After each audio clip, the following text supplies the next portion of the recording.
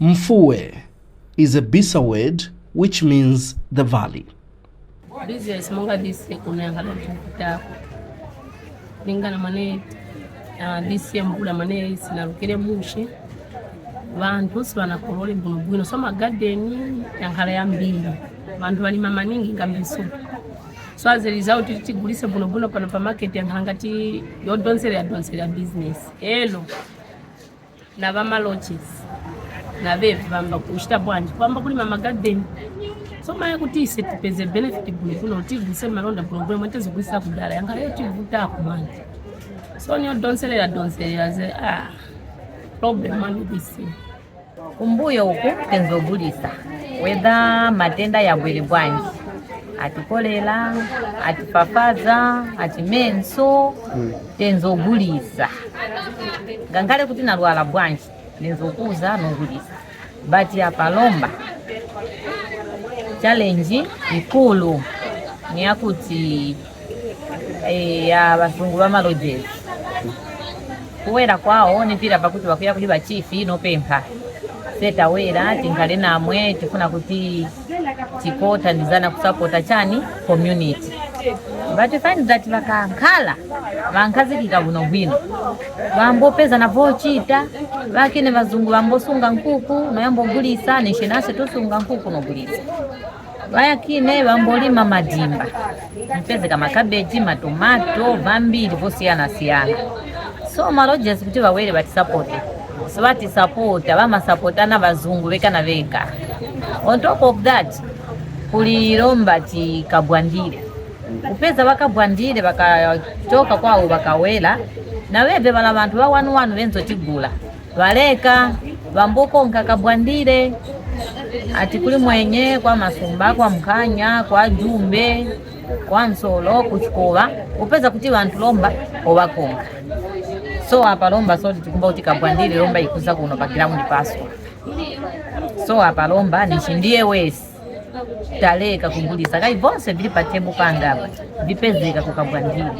And this is Mfuwe cropping area situated in Malambo constituency, Mambwe district, about 120 kilometers west of Chipata city in Zambia's eastern province. The locals here have always found it difficult to do farming or gardening activities because of the wild animals that roam around and indeed the very hot weather conditions. A few of them that manage to brave these challenges do not produce enough to supply to the business and local communities. The economy of this area depends mostly on tourists visiting the South Luangwa National Park, and it boasts businesses, especially for those owning lodges within the park. But business becomes difficult for local marketeers when lodge owners opt to buy their supplies elsewhere, as you've heard from the traders at Mfuwe Cropping Area Market Shelter. The traders are not happy that some lodge owners have ventured into gardening at the expense of supporting locals who solely depend on this activity. They are calling on relevant authorities to help regulate this trend because it has the potential to completely clamping down their businesses due to the loss of customers. They claim some businesses must be left to locals only. When you reach this point, you'll not be surprised that you may be already in the park because you could have met some wild animals even before you went past the main entrance. I am Edward Banda. We are coming to you live from South Luangwa National Park. We are now taking you inside the national park. It is one of the national parks that are self-sustained in the world.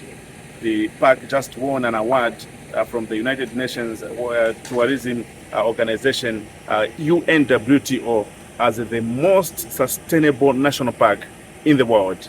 We are going to show you different species of animals here on Kanele 97.7 FM. It's one of the tourism destinations that you can think of whenever you visit this beautiful country of Zambia. Wherever you're watching us around the globe, we are taking you inside South Luangwa National Park and show you what it holds. The first thing in sight just after the bridge is the Luangwa River, home to several creatures, situated in Mfua constituency of Umpeka district in Muchinga province. The river also serves as a boundary between Eastern and Muchinga provinces. This is the Luangwa River. The Luangwa River begins from the northern part of this area, in the Mafinga mountain to be precise. It's quite a small river where it's just beginning from, but as it is coming, it becomes bigger and bigger, wider and wider, and it has several tributaries. Then it goes all the way to the Zambezi. Now, in between the source and the Zambezi River, you'll find lots of schools of hippos. Okay, you can call them schools, you can call them pods, whatever you like. But there are a lot of schools of hippos, but you also see a lot of crocodiles. So what we're seeing over there, those are hippos. Okay, now these hippos live in families. So pods of hippos are like families, whereas these families do not intermingle, they don't interact. It's only in a harsh time like what it is right now, where you could find maybe two different families are together. It's because of scarcity or the scantness of water. But where water is available, these animals will be they will live in territories, and the territories will be just families. So if, for instance, this was a family of, say, the Williams, then the next one is the family of the Thompsons, then the next one will be the family of the Jamesons. They're not gonna intermingle, they're not going to interact. When they go out to graze in the night and when they're coming back, each one will have to go straight back to where it belongs. Okay, but otherwise they will live in a pod, like, or maybe in a school, where sometimes you can find if you look on the left of this group, there's some little ones there. Okay, so like babies. So where the babies are there's one or two bigger ones. So that is a baby sit. Okay, so in a baby sitter you'll find little ones. Maybe you can also find one big one or two big ones to protect the little ones. And this is the reason why it qualifies to be a school of hippo, because a school must have a nursery, otherwise you can say a pod of hippo. Did you know that baboons are not supposed to be given food by humans? JJ explains.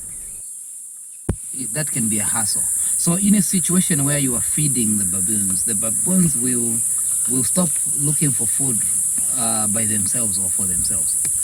Yeah, then they can become so aggressive because you are not ready to give them food. Wow. So if you teach a baboon that you'll be feeding it, keep feeding it. Otherwise your neighbor will be the one who is in trouble. No one is going to pass with food because it's like that person brought food but doesn't want to give it out, or that person brought food but it's not for them. So those are situations where now you see baboons, harassing people. They can even bite people. Wow. Yeah, that happens. So never try to teach them or never try to feed them. The moment they get used to that, it becomes a horrible thing. Okay.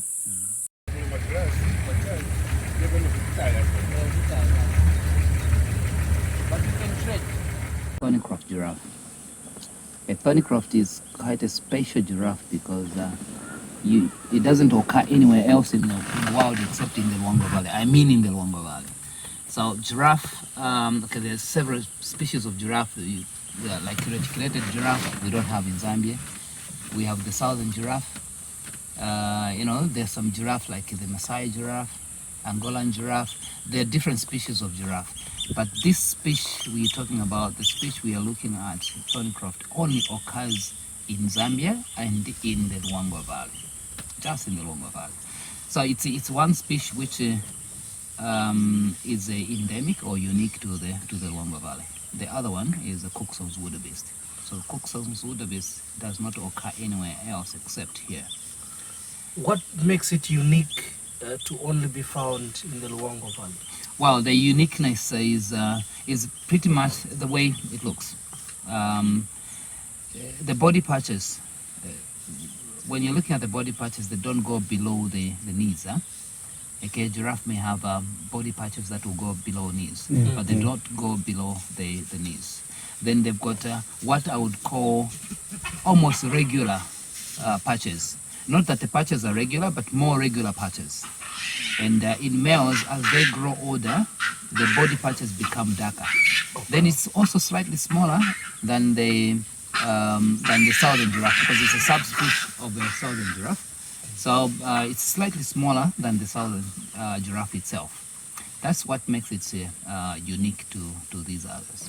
Otherwise, the behavior is just the same. They will live in a group which is a sociable group, but it can be loose sometimes, where maybe you can find males alone and females alone, or you can find males following a single female because she has become an area of interest, like she's in estrus. So all the males in their hierarchy, they'll be following that single female. Then sometimes you can find what you would be called a mixed herd. So a mixed herd is where females and the males and the young are together. But they can be in whichever way they want to be at any particular time. But at some point you'll find that it's one herd, or it can be one journey, or it can be one tower. What's so different with these that do not move in a group, like the one we are seeing here? Well, this is a female. Females generally won't live alone. So, of course, we are not seeing any around, but I'm not pretty sure if it is alone. If it was a male, a full-grown male, I would say, right, fine. That's a normal occurrence with big old animals to go on their own, like a buffalo on its own, an elephant, male elephant on its own, an old giraffe male on its own. That is normal. But females will be in a group because they are sociable animals, so they must be in a group. So there must be some giraffe somewhere around. They've just sort of given themselves what I would call foraging distance. Like this one is foraging here or eating from here, then there could be another one somewhere. But she's definitely in a group.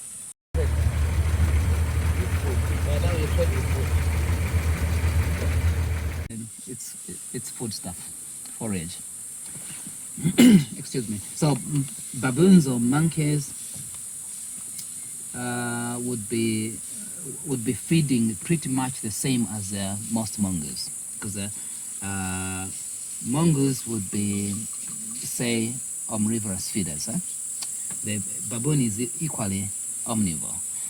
Now, despite the fact that each mongoose would be omnivorous, you would find that a particular mongoose would feed more on something. Okay, like maybe a mongoose will feed more on insects than the rest. So in terms of what is bringing the baboons there together with those mongooses, you can see what the baboons are doing. So under those leaves, there must be some ants. There may be wood ants or harvesting ants. So the harvesting ants are eaten also by the mongoose. So mongoose will feed pretty much the same as baboons, and that brings them together. So most of the times animals will get together because of either shelter, or it can be food stuff itself, but also water. So the three are the major aspects or facts that would bring animals together. Upon getting into the park, we saw two buffaloes. One seemed to have been enjoying the muddy waters, whilst the other was watching over it. What never crossed our minds at the time was these creatures needed help.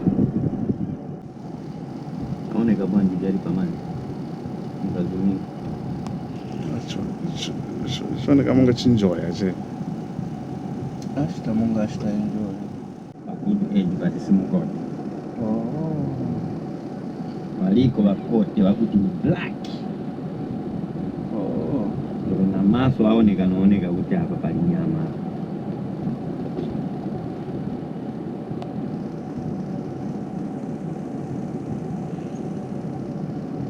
Papa mungati tamungalira munjira.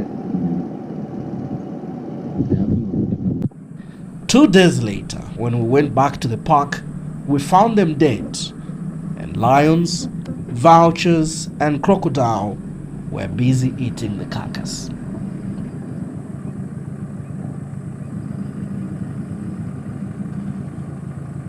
There are several lions here. Yeah. Yes, lions are going to be scavengers. And sometimes they will just scavenge very well. Sometimes they will just use the opportunity which is there. So, like right now, what is happening is because of the drying out lagoons, the possibility of buffaloes getting stuck is very high. And there's no point for lions to go out hunting, because in the quest of buffaloes coming to drink, there will definitely be those that are very, very weak, and those that will become even more vulnerable by getting stuck. So if they get stuck, then lions don't go hunt. They will just start scavenging. So this is where now you're seeing the situation of a lion feeding on the left and a crocodile on the right. They've both become scavengers. Including the vultures? Including the vultures and the marabou stock.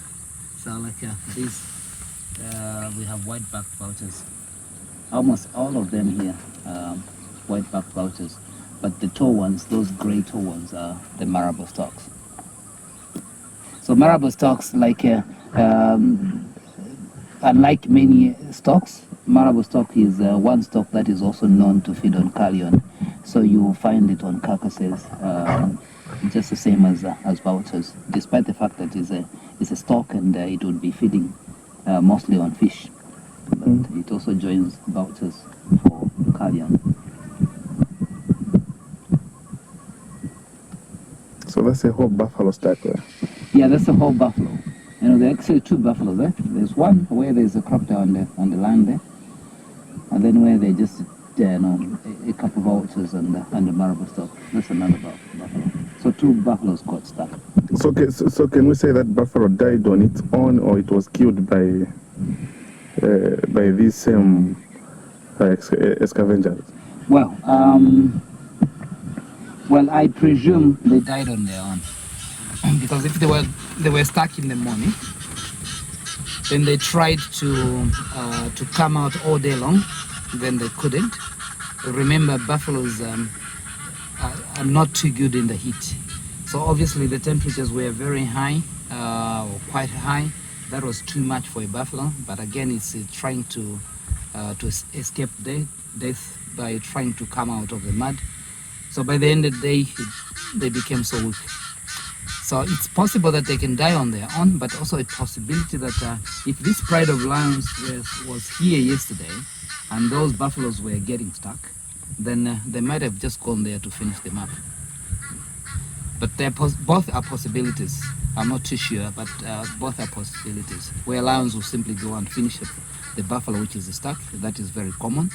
But it's also possible that the buffalo would just die because of the heat, can't drink any more water, is stressing up, cannot come out of the mud, or such. Then a buffalo would go to die, sleep forever.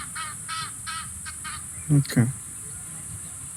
So lions don't get stuck in such a situation? Yeah. If you look at the paws of an elephant are quite big. So the surface area a lion would actually have on the paw is slightly bigger to begin with. Secondly, lions generally they can be like heavy animals, but they're quite good at trying their level base to only step where they cannot go down. Okay, a buffalo would want to go right straight through into the mud, but a lion is going to try its level base to step where it is a bit hard. Okay, that is a cat-like thing, where even when cats are going out to hunt, for instance, it is going to put a paw where there's not going to be any noise. For instance, a leaf should not make a noise.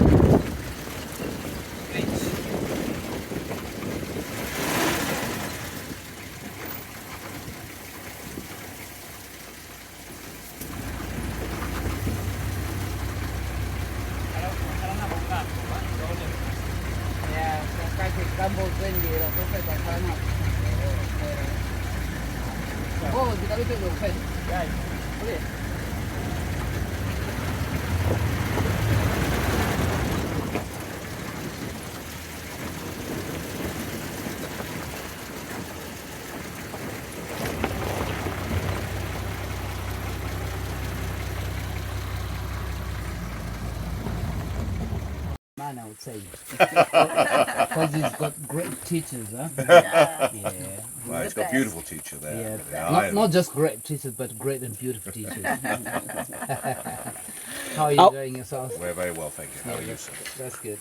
I'm assuming you've been to other parks before. How different is this one from the others that you've traversed? Well, there's because of the are you okay? Well, because of the conditions, it's very dry here. It's a greater concentration. So with other parks, there's lots of things all over the place. Here, there's fewer, but you do get some very good encounters. I've had some we have had some very good encounters. Yeah, right. See some fantastic things, and you get great viewings. It's a great experience. Yeah. Any specifications of what you've enjoyed so far? Well, we have had some knockout experiences, haven't we? Knockouts. I like that. Yeah, we have. We've had the leopard calves. The leopard calves Were beautiful. We also had the opportunity to see The mating pair. the mating pair. The leopard? Yeah. Yeah. Wow. Yeah. Went up north and then before yesterday. So we had amazing sightings. I see. Yeah. I know what you mean. Yeah. These are special. You know, Yeah, where you very can go. special. We've But, been to several. that is more than just seeing a leopard. Yeah. A leopard can be spotted, but mating is something else. Yeah. A leopard can be spotted, but cubs is something else. Yeah. Wow. Exception. Maybe someone who's just watching you, and then the South Luangwa National Park isn't part of their agenda this year as they tour parks. What would you tell them? Oh, well, I would tell them to come here because of the particular experience. We've been to several countries in Africa, means quite a few national parks. And South Luangwa has lived up to everything that we had hoped, actually. And we've been saying, when you can see the conditions here at the end of the season, it's dry. You guys know it's dry. It's tough, but the experiences have been phenomenal. Every time we've gone out, sometimes you go out and you don't see, not here, but in other places, you know, we've been to Namibia or Tanzania or other places. You don't see something for that drive, and that's the rub of the green. That's what happens. We always say, if you don't go out, you don't see it. And then that's the next right. drive you see something. Yeah, you really have to go out. You have to go out. But Yeah. pretty well, I think every drive here, we've seen something really special. We actually came here for the Carmine bee eaters. Yeah.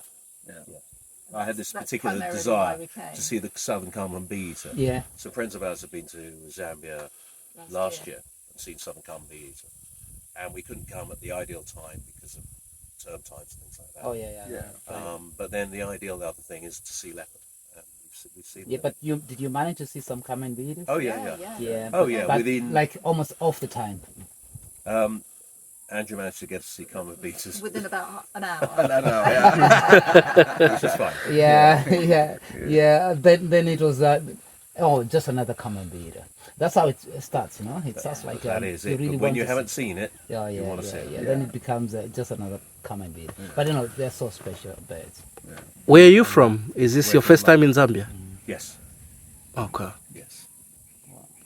Are we expecting you back anytime after this? Well, I don't know now. The only trouble with, say to Andrew, the only thing is we do travel while we've got time, and we're of an age, and you know, we've been to, as I say, Namibia, Tanzania, we've been to Rwanda. We've been to... Yeah, so this is a sausage tree. Okay, the tree the leopard is lying on is a sausage tree. So sausage trees this time have become a focal point in terms of giving out forage or providing forage to wildlife. If you look on the ground here, there are several flowers that are falling off, and these can be eaten by impalas and can be picked by cuckoos, and zebras love to feed on them. There's a fruit there which fell off, and apparently it's cut into two. That one can be eaten by porcupine, hippo, zebra, baboons and monkeys, they love to feed on these fruits a lot. So you also get onto the same tree, you have the new fruits which are just coming up. Those are ideal and they're loved a lot by giraffe. So it's like the tree is providing forage to almost everyone. You know, those that love to feed on the petals are there, the flowers are there. You know, those that want the fresh fruits which are fresh are there, and some odd fruits from, say, last season are also there. But again, it's a tree that can shed its leaves, okay, despite the fact that it is also a deciduous tree, but it's going to shed the leaves within a week to like a couple weeks and have new leaves. So these leaves you see are brand new leaves from this year. Now, it's now providing even shade or shelter to wildlife, including the leopard we are watching right now. But that can be a stalking spot for a leopard, because impalas will come to try and pick these flowers without knowing that there's a leopard up in the tree. So that leopard can simply just jump from that branch, then pounce onto one of the impalas. So this is the reason why I'm saying it could just be resting, but maybe not. It could be at a hunting position. It's a hunting position. I've seen such kind of kills where a leopard is up in a tree, in a sausage tree, and the impalas come. A leopard will leave the impalas to do their business, and they just like forget to say there's death coming. Then all of a sudden you see this leopard coming off the branch onto one of the impalas. Pum. Do leopards also move in groups? Because we can only see one here in the tree. What does this entail? Well, leopards are generally solitary animals. They're territorial and very solitary animals, meaning that they live solitarily. There are only situations like a mother with his cubs. You can find a mother, let's say, with a cub or with cubs, because leopards can have a single cub or even two cubs. So in a situation where a leopard could have its cubs, then there's a high possibility of you seeing more than one. Okay, then when a leopard has got a cub that is still learning, it's going to be with it. Sometimes it will be later on, so it can survive, say, on bubble catfish. It can survive on, say, frogs. Leopard will survive on anything. It can be a bird. A leopard can survive on that. But once in a while, the mother is going to join it to see how it is faring, until when it is fully weaned. Once it has been weaned and it can hunt on its own, then it is all by itself. That's why they are called perfect hunters, because they are cats that will live solitarily, but they are able to manage their lives. Okay, so another situation where you can find more than one leopard is where it's a mating pair. A male and a female staying together for a few days, maybe 3 days or so. But after the mating is over, most of the times what happens is they will kill together, take up to the tree the carcass together. Then what will happen at the very end of that carcass, the male is going to try to dominate the remains of that carcass, the remnant of that carcass. Then there will be that fight. The little fight which is going to be there between a male and female, is going to make a female to walk away, and that's it. It means business of staying together is over. That means the female will get pregnant. Yeah, the female will be pregnant, and the male will jubilate that has made the female pregnant, but they will live solitarily.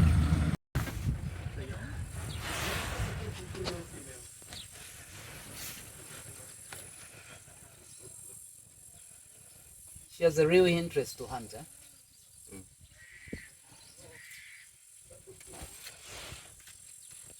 she wants to go for the impalas.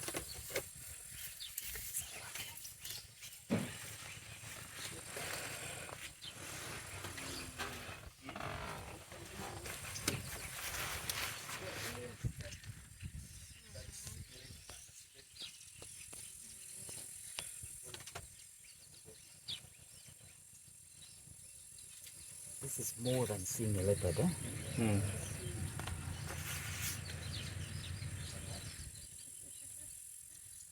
So that means I look my impala.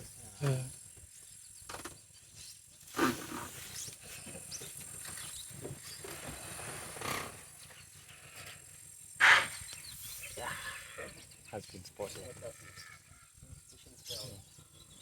She's not happy. So that alarm you heard is from an impala. Otherwise, if that impala did not spot it, it was going to go for it. So now that the impala has alarmed, it means she has given herself away. She can't hunt. Wow. She cannot hunt now. Sorry, Madam Leslie.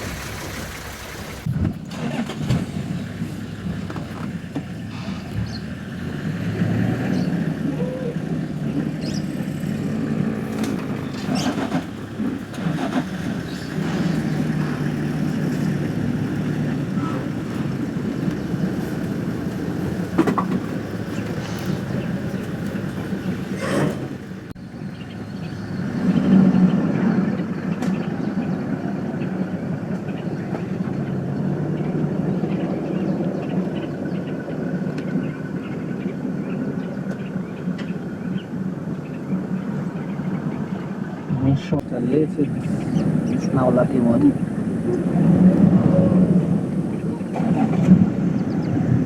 Quite a number of people as well, yeah. But at least it has some clean water there.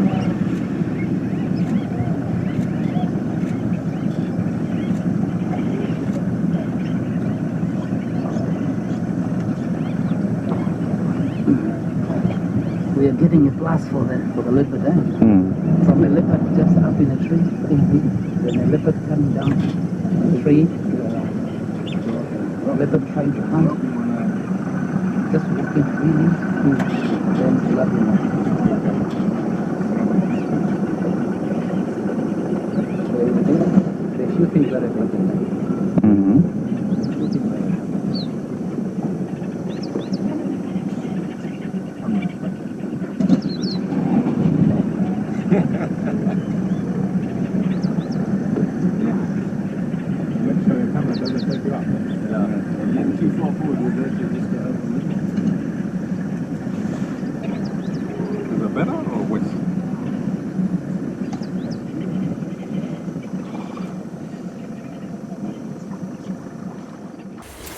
So we are taking a ride,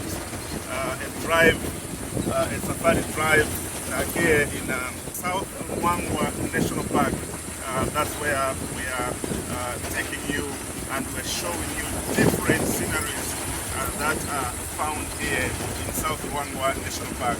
We've shown you some interesting species of animals, lions. Just from seeing, we're just from seeing the leopard, which has two cubs. So this is South Luangwa National Park for yourself, and those beautiful explanations, professional explanations from our guide, Jaila Simuchenga Jr., who is taking us through the South Luangwa National Park. This is Kanele 97.7 FM for you. Stephen Thomas giving you those beautiful pictures. Be with us. We're still moving, going around the beautiful scenery of South Luangwa National Park. What is it that the vultures have that the lion hates? Well, there's nothing really that vultures would leave on the carcass that lions would hate. Except that lions won't allow vultures to land if they're still interested to eat. Yeah. So they would have been taking turns. One would have been coming even off the tree, off the shade, running to chase the vultures. But now that none of them is coming, it means they're done with it. But again, lions are not starving this time. There's a lot of animals that are dying. A lot of buffaloes are dying. A lot of buffaloes are weak, and killing has become so much easier for lions. So even if they leave a carcass like that without finishing, they don't really mind. Because even when these lions were coming to start feeding on this, because if you look at how they're fed, the number for that parade should be, okay, we managed to count something like 7, which were clear, but there are more. So I presume there should be about 16, if not 17. 17 for a buffalo is just too much. That buffalo would have been gone. But why we still have, feeding from yesterday, we still have some meat on that carcass, is because lions are not starving. They've been eating over a period of time now when killing has become easier. Animals have become so weak because of high temperatures. They're walking long distances to find water. The time in between them to go to the water hole and finding forage is really killing them to a point where they become so weak such that it's much easier for lions to kill buffaloes. So the killing is like ongoing. It's like ongoing. So even if they leave part of the meat, so they don't struggle. They're not struggling. They're not struggling, and they don't even mind that vultures have now landed, because they're still going to make a kill.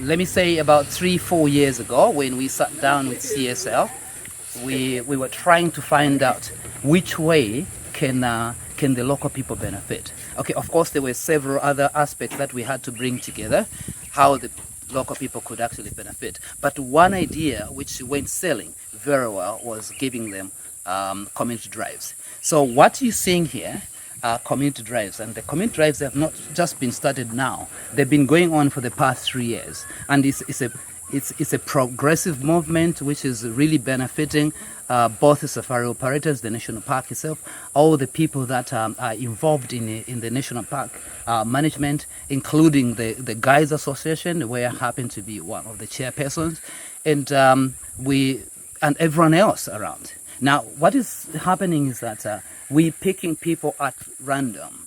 Okay, it's not like a specific community. People are coming from different kinds of communities all over the Kunda area, which has got about 6 chiefs. So people can come from Sero, can come from Jimbe, Malama, the local community here, which is Kakumbi, Munkanya, and Zinsefu. But it's just like random pick, depending what is happening there. They'll be given what we call community safari drives, and these community activities are trying to give people an instance why we should be in a position to take good care of wildlife. Of course, we were seeing white people coming down here flocking as tourists, but the local people didn't have a chance to see why the community of the tourists is here when they can't even have a chance to go into the park to see what they are preserving. But again, the benefit was pretty much more minor to them, because maybe what is ripped out of the park goes to the government central coffers, and what the government does with it, they don't even know what is happening. So when they're given this, they're given a privilege to understand wildlife and why we should actually be able to keep it, to a point where they can say, all right, we're not going to go out poaching. So it's one way how people have appreciated so much, and to a point where even the levels of poaching right now are really going down. And what we're doing today is out with the communities of South Luangwa National Park, people that live outside adjacent to the park, to just come out, experience wildlife. And the unfortunate reality is that people that live here, or at least adjacent to the park, don't really get the opportunity to come out and actually see animals in their natural habitat. More often times than not, the only time that they get to see animals is when they're in conflict with them. So part of the works that we do in collaboration with partners like Conservation South Luangwa, Chipembele, Wildlife Crime Prevention, is actually tackling the issue of human-wildlife coexistence, and that is having people appreciate wildlife from the different perspective, but also having different mitigation measures put in the communities as well, in order for us to continue to coexist. So today's drive is just to get people out in the community. This started in the year 2012, 2020, right where COVID hit, where like there's no jobs for a lot of people, and then also it was an opportunity for us to really see where the gap was, and that is communities not actually being able to see and understand the benefits of these animals firsthand. So that's what we're doing today. A lot of stories you would get when you move around are to do with human-animal conflict, and you came through to bring what is called coexistence between humans and wildlife. Let's say, how has the impact been since you started this program? I think it's it's very fluid. Most days are better than others, but I think one thing that I will share is that there's definitely been a lot more appreciation and just awareness of the topic and an issue. I think in our situation in particular, a few years ago, human-wildlife conflict or coexistence never used to be a thing. But now with a lot of economic benefits and boosts with this area has become a lot of influx of people have come into the area, and then different methods of rearing livestock also has come in. So that has definitely posed a threat in different ways. And even though those challenges are still existing to present, but I think one thing that I will say is that people are really aware and appreciative, those that actually work like myself and benefiting directly from these carnivores, even indirectly based off the economy and the business around. People are beginning to see and really appreciate that this is for us and by us. Another phone issue could be poaching. How much have these drives made in ensuring that our people do not engage in poaching? I was thinking at the back of my mind that since you're giving them these drives now, they may be learning more of where to find what, and they could easily pounce on them via poaching. Let's talk about that aspect.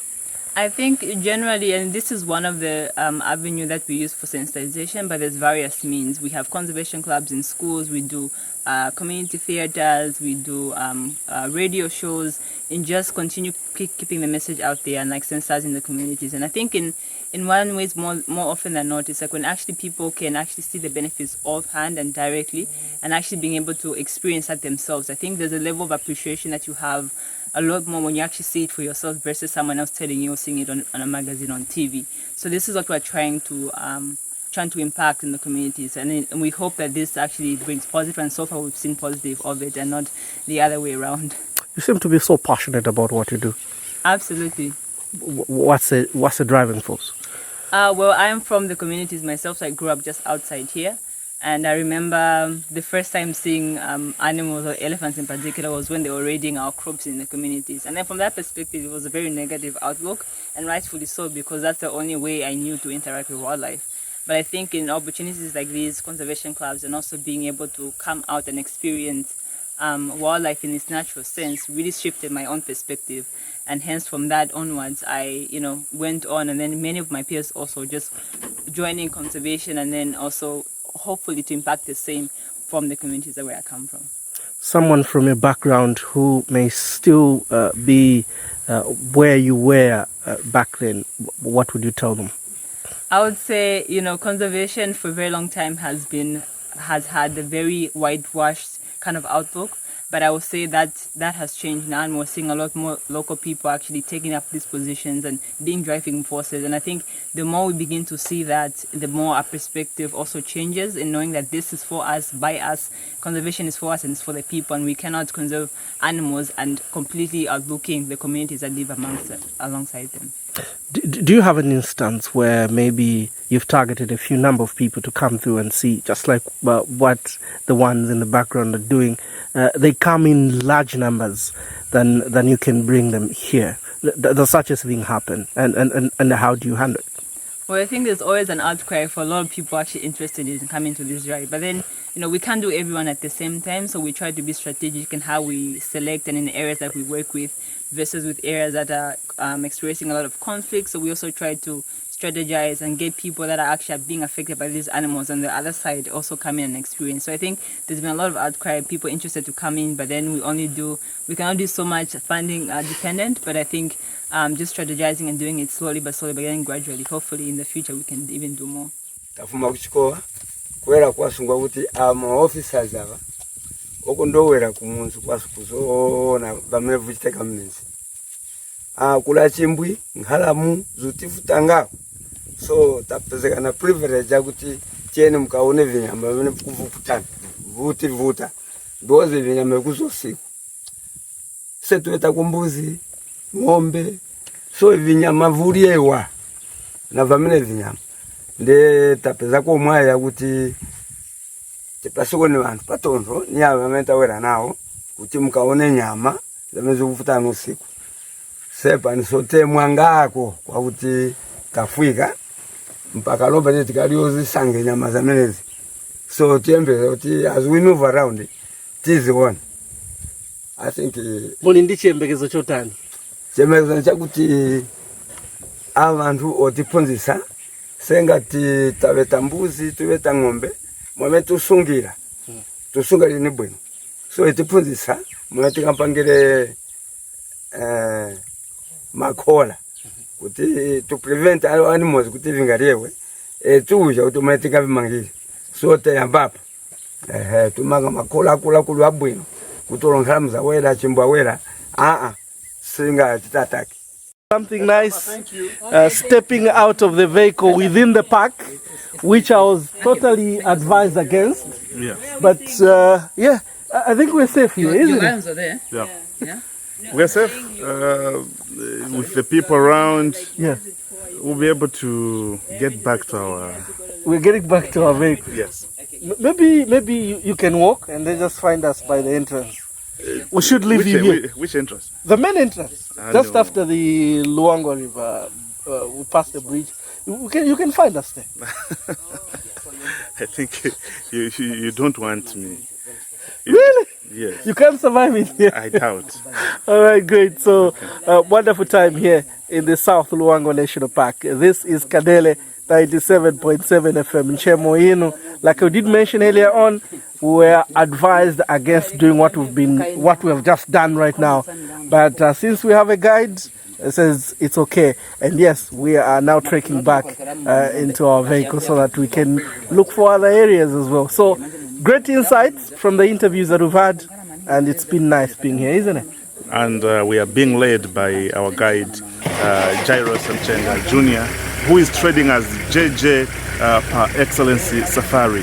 So he's very insightful and he knows this area and what is happening in South Luangwa National Park. The man just behind us here. That's the pronunciation. Yeah. Now, warthogs Great live stuff here. in small groups that we call sounders. So any group of warthogs it will be called a sounder. Groups of pigs are called sounders.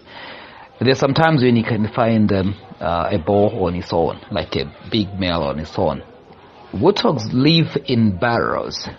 They have to seek refuge in burrows because they've got very poor eyesight. Okay, so when the sun goes down, a warthog has got a sight that is just as poor as that of man. And so they need to get into the burrow.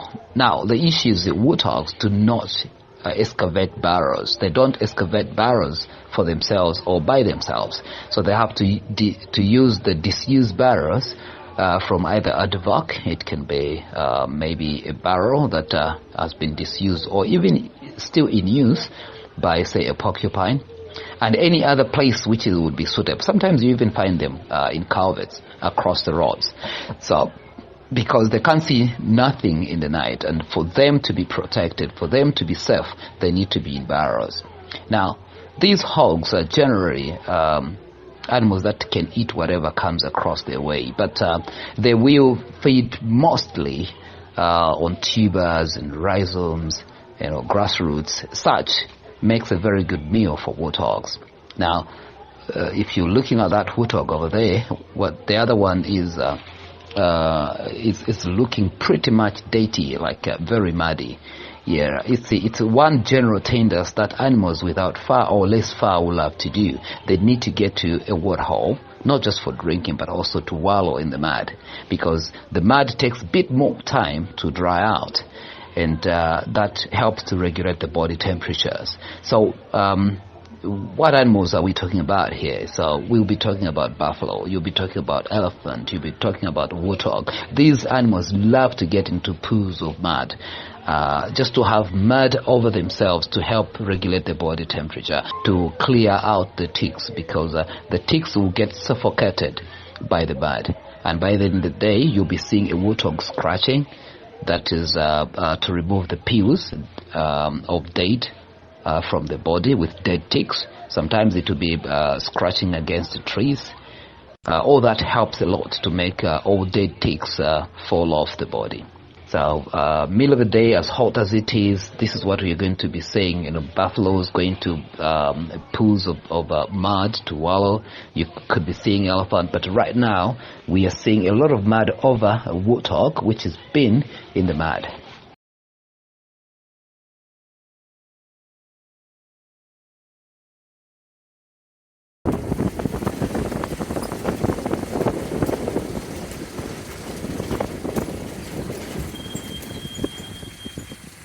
You can either call it a plain zebra or you can call it cross-eye, but it's a subspecies of the Bacho zebra. So you can get the Bacho zebra, but not in this park, of course.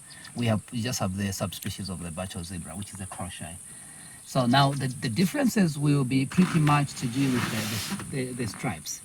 Of course, what you hear about zebras to say each zebra has got unique stripes, like fingerprints on human beings.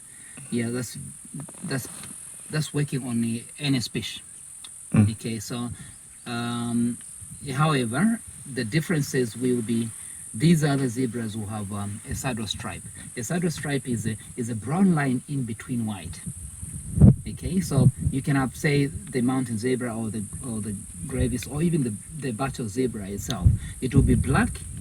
After black, there will be white, then brown, white, then black. So the white is like split with some browns, so it looks faded. Okay, so these ones are looking colorful and stunning because it's just plain white and black. So generally, zebras are white animals, but they've got stripes on black stripes on them. So, like in this park, you're not going to find huge heads of buffalo. Of zebra. If you happen to find zebras in huge numbers, then it can be at a waterhole because they're drinking same time. So at the waterhole, when they're meeting, different heads, different dazzles will meet together, and it may look like a huge head.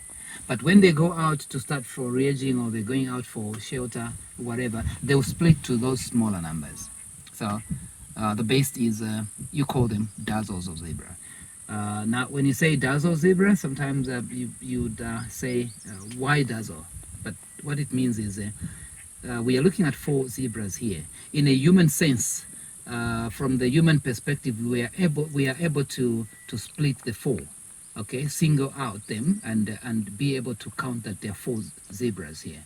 But in this context, if it was a lion, it was going to be one big thing, which is white and black. So a lion would get dazzled. That's a dazzle of zebra. So these are animals that have really survived the harsh conditions of this area. When you look at buffaloes this time, they're very thin, very weak, because less forage, because it's too hot, because they're walking long distances for water. But for zebra, despite the fact that they're predominant grazers, that they would browse a little bit, especially this time around the year, they can be so much onto the sausage root. But even when the grass is dead, zebras will still go for it. And just eat the dead grass just like hay, and they're able to utilize the hay in as much as they would utilize the green grass. Okay, the belief is that zebras have got a natural bacteria on the stomach that helps to break down the food stuff. Of course, they are on a single stomach like most of these other or any other ruminants that you would tell. They don't chew the cud, they don't ruminate, they're on a single stomach. But because of that bacteria which is on the stomach, they are able to break down the hay or the dead grass to a point where they are utilizing it. And at any time, be it in January, February, and March when there's lots of food, or August, September, October when there's almost nothing, a zebra is going to look the same. They are going to look just as good as we are seeing them right now. So we have a lot of zebra around here, but you will see them like in pockets. You will see them like in small groups, not in big heads as other parks would actually show zebras. So you're saying if a lion looks at those 4 zebras, it can't count 1, 2, 3, 4? No, it wouldn't be in a position to count 1, 2, 3, 4 until one singles itself out. One comes out and silhouettes, because lions will kill by strangulation and suffocation. So if they all get together, it's like a lion will be dazzled. It's not going to see a neck. It requires a neck for it to pounce. Okay, it requires to pounce onto an animal, and it's able to see the neck, because the next thing, when a lion goes on the body of an animal, the next thing it has to be on the either mouth or on the neck. So strangulation and suffocation will work out by so doing. Now, if the 4 of them or 5 of them or 6 of them are together, then they are not going to...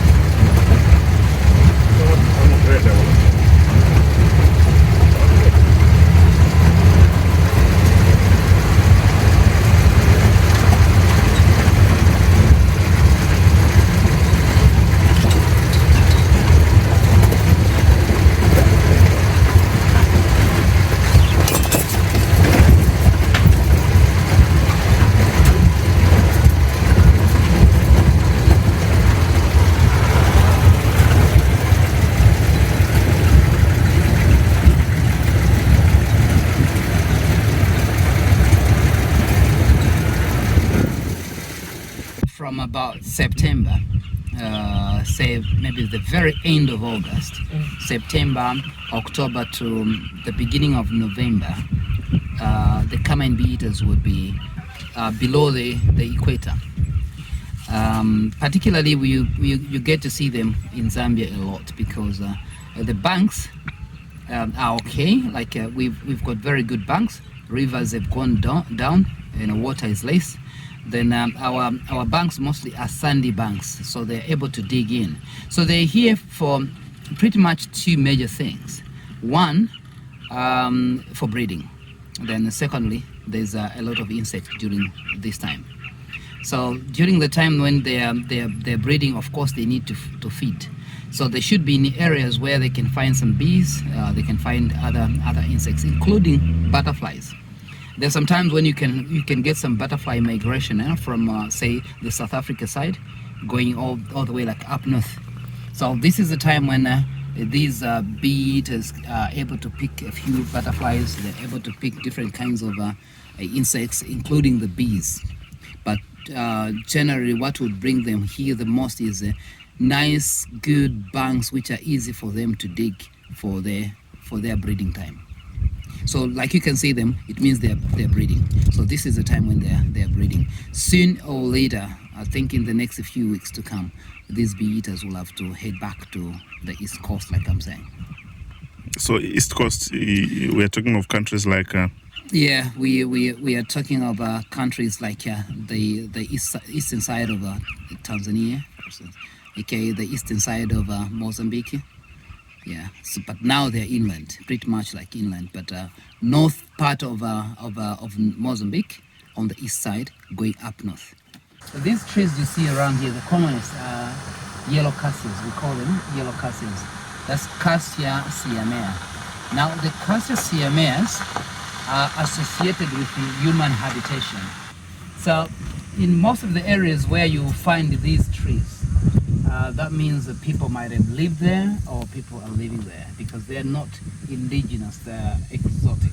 So before this became a national park, actually long even before it became a game reserve, people lived here. So like I was saying, cassia trees are associated with human habitation. This was a village. Actually, this village still exists. The people from this village still exist just across the bridge, Daniel Village. Now, when the time came that this area should become a game reserve, actually the first time was to preserve the remnant giraffe, the thorncroft giraffe, which I was saying earlier on to say it's a unique and endemic to the Luangwa Valley. So that's when the government decided to move people out of here then it became a game reserve. Now, by 1972, between 1972 to 1975, that's when it was proclaimed to be a national park. And all people that lived in the park were moved out to the other side. So now you don't find the villages in the park. You can find lodges, you can find camps, but you won't find villages. But anywhere where you would go and you apparently see a tree like this one, the culture tree, just not to say that that area has got history of people having lived in this area before it became a game reserve or before it became a national park. Oh. Okay. So this was Daniel Village. It was Daniel Village. They were moved around just before, let me say, very end, late 60s, 68, 67, 68, 69. And that was the period when people were moved out of here. Then it became a national park in 1972. And everything between the airport to the Luangwa bridge was built. So the tar road, the airport, the Luangwa bridge, the connection was actually done between 1972 to 1975.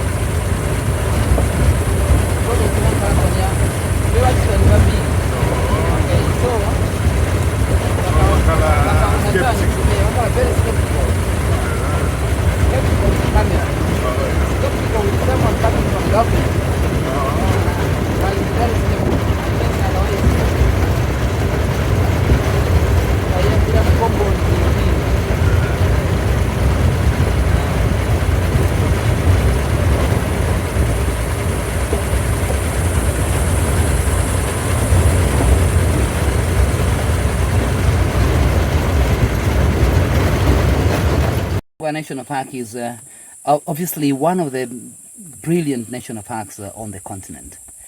However, it so happened that at some point, South Luangwa was considered to be the first sustainable national park of all parks actually in the world, which meant that the services that the South Luangwa is giving, wildlife that is in South Luangwa, the tourism, let me say what the tourism is making out of the South Luangwa National Park, the monies that is making, the revenue that is making, is able to sustain the park itself. Not only the people that are working in the park, but it's able to sustain life of the people that are working around it. Say this is a district. And district has got different departments. You have Ministry of Health, Ministry of Education, you have Ministry of Security, all these other ministries. If the money wasn't taken to the central government coffers, and if they would just say, all right, the people around the Marambo area or the people around the South Luangwa National Park and those that are working in private sector or even in government, if they were to get the money, they were to be paid by the money coming, being generated from this park, it would be enough. That's what it means to be self-sustainable national park. If they were to do roads, we can even have tarred roads in the park. Except that we're trying our level best to keep this park as natural as possible. But this park can grade itself. This park can bridge itself. This park can sustain the lives of both wildlife and the people. That's sustainable. That's how sustainable the park is. When was it declared self-sustainable?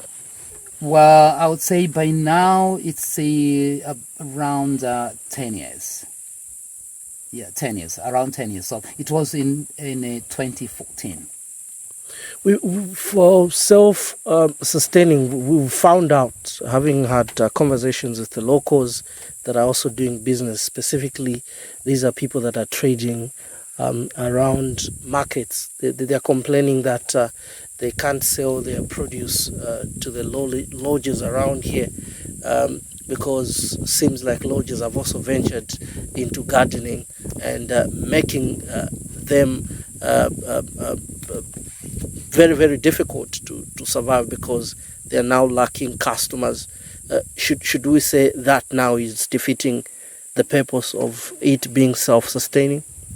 Well, the purpose of being self-sustaining is not going to be defeated.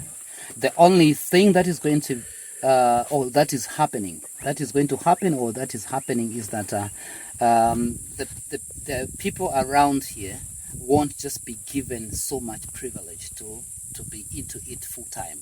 What I mean is, if certain lodges have ventured into gardening, for instance, already they are taking more away from the local people, because what the local people can actually supply, already there's some courier companies which are bringing all those stuff. Stuff like cabbages can be coming, tomatoes is coming from Lusaka, onions, chickens are coming from Lusaka. So the part of this park not to sustain the people is not going to be there. But what is going to be there is that they're not going to participate full time. Okay, because when we say the national park is self-sustainable, it means that whatever you do, whether the people are given opportunity or not, it will still sustain itself, or it is still in a position to sustain itself. It's only that people are deprived of those privileges, which is a very bad thing, I would say. My comment would be like, that is a very bad action. If we are saying this park is self-sustainable, then we should also be in a position to give privilege to the people around. If Lusaka provides good cabbage, I also believe that if people here are given a chance and are given opportunities, maybe are given even soft loans, they can still manage to get what they want as lodges. Conserving wildlife is not a simple undertaking, as it calls for several players' participation. And we are supporting the Department of National Park because we are working hand to hand with the department. Every time when we are making a program, we sit down in the way we have seated here. CSL and the National Park and Wildlife Department, we sit down, we make a program, so what are we going to do, and the conservation of Luangwa, we have fuel resources tomorrow, we start to deploy. So on that, we don't facing any problem with our colleagues, the Department of National Park. For sure, the National Park is our main board. We are just at a branch to assist the Department of National Park. This is just an NGO. We are sending patrols every time, 4 from conservation South Luangwa officers and 2 from department. In total, we are sending about 60 officers to go on patrol for 10 days. When they come back after 10 days, that's about 3 days. Day 4, they are going back, and we are going to change the direction where they went. We change, we go to another side. During rain season, we are making a fly camp. Fly camp, that is 21 days out from the house, from the family. We are using a boat. We have a very big boat. During rain season, we are using that boat. As I said earlier, I said we were very poor the time when we started. We had no transport, but at the moment now we've got about 15 crews that are working 100% well, no problem. We have even a plane. They are using every morning. Pilot is going in the park, GMA, open area to check. If he can find any illegal activities, he's going to report to us. So that we are sending a team to go and patrol that area. We do help the Department of National Park. In the enforcement, we do also help the Department of National Park. Since we have a lot of officers, trained officers, they just came from training. So that's why I've said we are getting 4 from Conservation South Luangwa and 2 from the department. They go for patrols. I cannot cheat you to say the truth. One snaring now is been reduced maybe at 90% over snaring. But the time when we started, when we sent the day patrol, they were coming with 40, 50 wire snares. But now we can send for 1 week, they'll come without any snare, which means poaching now is going down. Okay. What do you think could have led to the reduction in terms of numbers of poaching activities in the South Luangwa Park? Could it be your presence being improved, or definitely a lot of these poachers now are moving away from the act? No, they're not moving away from where they were hunting sometimes back. Because we're sending patrols every time, every day, so they are fearing to be arrested. Okay. What I've said, the poaching now is coming down in the park, yes. We have a lot of things which we are doing together with the community. We teach them the goodness of animals, and that's why I've said I've just came from Wanya. We are sending clean sweep that they can go to look for the wires. We pay them 250 for each person. No matter have come with a wire, or they haven't come with a wire, we do pay them, community, we do pay them so that they should know the goodness of the wildlife. You can get 4 people from the village and 2 scouts. That to be 6 on that clean sweep. When they will come back in India, you are going to pay them, each person 250, no matter the scout, 250. We put the scouts because there's a lot of elephants, there's a lot of wounded buffaloes. That's why we are putting scouts with the firearms. We have HWC, 2 vehicles, about 3 vehicles to assist the community over the elephants. For sure, they are troubling people. And this is the game management area. We are staying together with the animals. It's we follow where the elephants they were staying. So we are disturbing the elephants. That's why we are facing a lot of problems. But we are trying. Because every day we are sending people to go and control the elephants, chasing the elephants from the community. Some of communities, they are happy because it's where they have found employment. Man, these animals, I think a lot of people, they'll be just farming, not to be employed by the 2 operators. So a lot of people here, they are employed through the animals.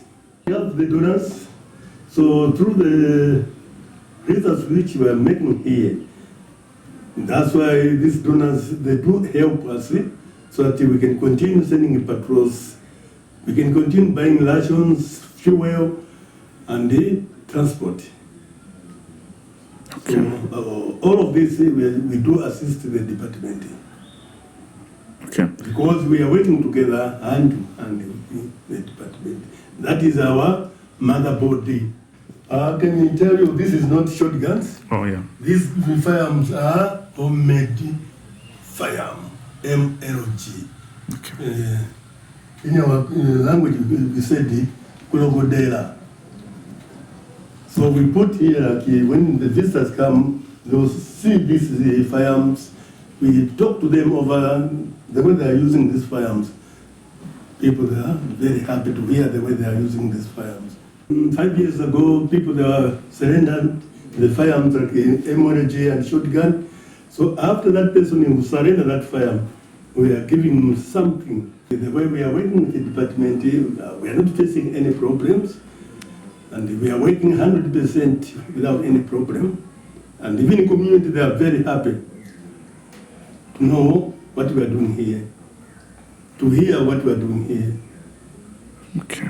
If somebody has been hammered with a buffalo, we have the transport to pick that patient to the big hospital.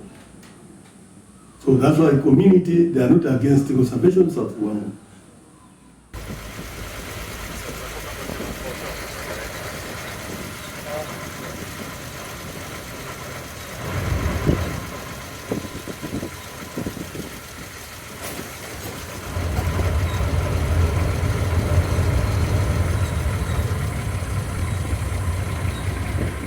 Evening, Koma.